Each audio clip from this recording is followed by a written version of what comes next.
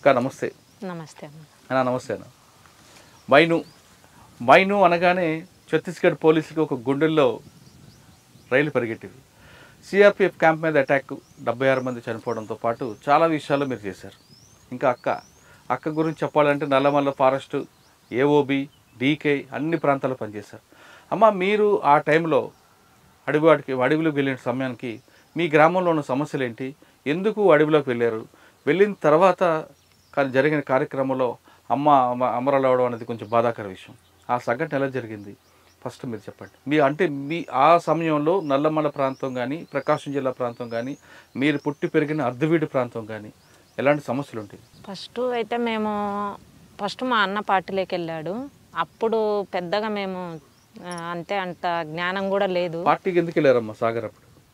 అప్పుడు చదువుకుంటున్నాడు. చదువుకోవడానికి వెళ్ళి నేను చిన్నగానే ఉన్నప్పుడు అన్న చదువుకుంటూ ఎగ్జామ్ రాసి వస్తానని చెప్పేసి కంబంలో చదువుకున్నది. కంబం ఎగ్జామ్ రాసి వస్తానని చెప్పేసి వెళ్ళిపోయిండు.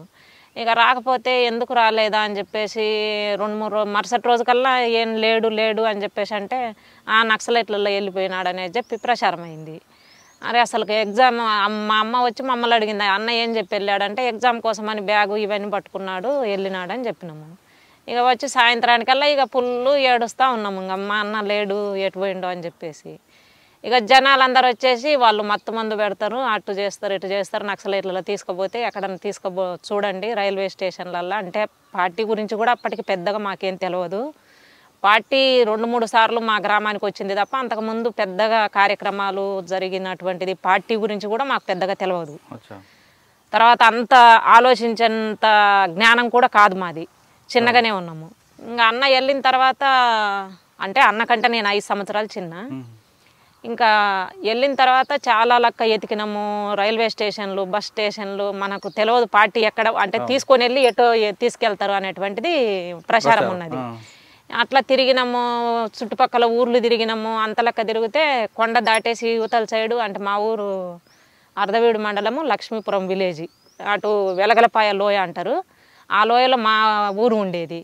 అయితే యువతల సైడు శంకరాపురం అని చెప్పేసి అక్కడ అర్ధవీడు పక్కన అక్కడ దళం ఉన్నదని చెప్పేసి తెలిసిన తర్వాత అక్కడికి వెళ్ళిండ్రు.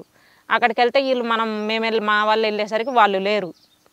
అట్లా దాదాపు 4 రోజులు 5 రోజుల తర్వాత ఎక్కడో ఊరు దగ్గర ఉన్నాడు అని చెప్పేసి తెలిసినాక పోయి పట్టుకున్నాము. ఇక పట్టుకొని రావాలి ఇంటికి అని చెప్పేసి నేను, మా అన్న, మా చెల్లెలు, మా అమ్మ ముగ్గురం ఇంటికి రావాలని చెప్పేసి ఒకళ్ళం డ్రెస్ వదులుతాము, ఒకళ్ళం తుపాకీ తీసేస్తాము. ఇట్లా చేస్తుంటే దళం వాళ్ళు లేదమ్మా వస్తలేమ్మా రేపు తీసుకొస్తాం మీ అన్నను అని చెప్పేసి చెప్పేవాళ్ళు. ఇక అయినా కూడా ఇక మేము వదిలిపెడతలేము. సరే సాయంత్రం వరకు వెనకిడిది పన్నాము. సరే అన్నారు, మాకు అన్నం తినమన్నారు. ఇక ఏడుకో ఊర్లోకి పంపించేసారు మా అన్నని. ఊర్లోకి పంపించి వాళ్ళు ఎక్కడో ఏరే సాట ఏపిడి పెట్టుకునే విధంగా పెట్టుకున్నారు. ఇక మేము సాయంత్రం దాకా చూసినాం, రాలేదు. తర్వాత తీసుకొస్తాం మీ ఊరికే అని చెప్పేసి చెప్తే ఇంకా తర్వాత పోయినాము, ఇంటికి పోయినాము. వారం తర్వాత ఇంటికి తీసుకొని వచ్చారు. అంటే దళం వచ్చింది ఊర్లోకి మళ్ళీ. ఇక ఊర్లోకి వచ్చి ఊర్లో 2-3 రోజులు ఊరి పక్కన ఆగిండ్రు. కానీ ఇంకా మేము ఏడుస్తూ ఉన్నాము. మా అన్న స్వీల్లో వస్తున్నాడు ఇంటికి, మళ్ళీ పోతున్నాడు. నేను యాడికి పోను అంటాడు. మళ్ళీ సాయంత్రానికల్లా మళ్ళీ వాళ్ళకి అన్నం తీసుకొని పోవడము ఇలా చేస్తున్నాడు. ఇక మేము ఎంత ఏడ్చినా ఇక ఇది కనికరిస్తలేడు. ఇక మా అమ్మ బాగా ఏడుస్తుంది. అసలు ఇప్పటిదాకా నిన్ను పెంచుకున్నది ఎందుకు, 3 చెల్లెళ్ళు ఉన్నారు. మా నాన్న వ్యవసాయమే, అయితే బాగా తాగుబోతు. మేము కొంచెం పెద్దగా అయ్యేసరికి మా నాన్న కుటుంబాన్ని పట్టించుకునేటువంటి పరిస్థితి లేదు. బాగా తాగి అట్లా ఉండడం, అమ్మ మీద భారం అంతా పడింది. అమ్మనే మేము చిన్నప్పటి నుంచి కూడా అమ్మనే అన్నీ చూసుకుండేది. నాన్న కూడా చేసేవాడు కానీ తక్కువ. ఇంకా ఈ తాగడం ఎక్కువైన తర్వాత బాగా ఫ్యామిలీకి సంబంధించిన బాధ్యత లేదు, అమ్మనే అన్నీ చేసేది. ఇంకా అట్లా మామ వాళ్ళు మా బంధువులందరూ వచ్చి ఏడిచిండ్రు.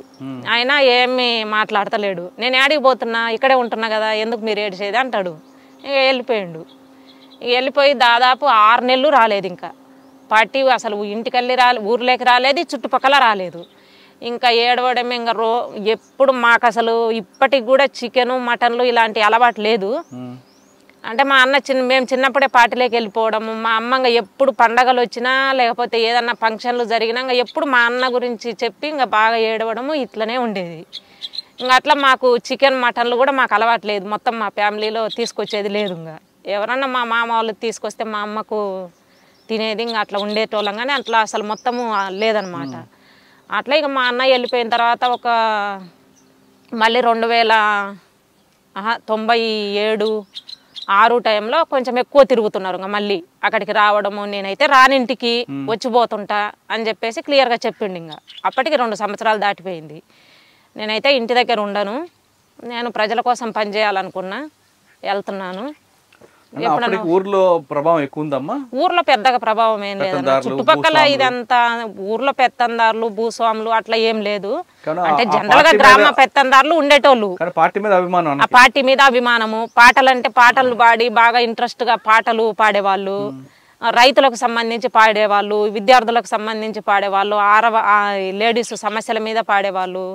ఈ పాటలు అంటే బాగా ఇంట్రెస్ట్ అయితే ఉండేది. మేము మీటింగులు పెడితే మీటింగుల దగ్గరికి వెళ్ళే వాళ్ళము, పాటలు వినేవాళ్ళము. కానీ అవన్నీ వినడానికి బాగానే ఉంది, కానీ మా అన్న వెళ్ళొద్దు అనేటువంటిది మాకు ఉండేది.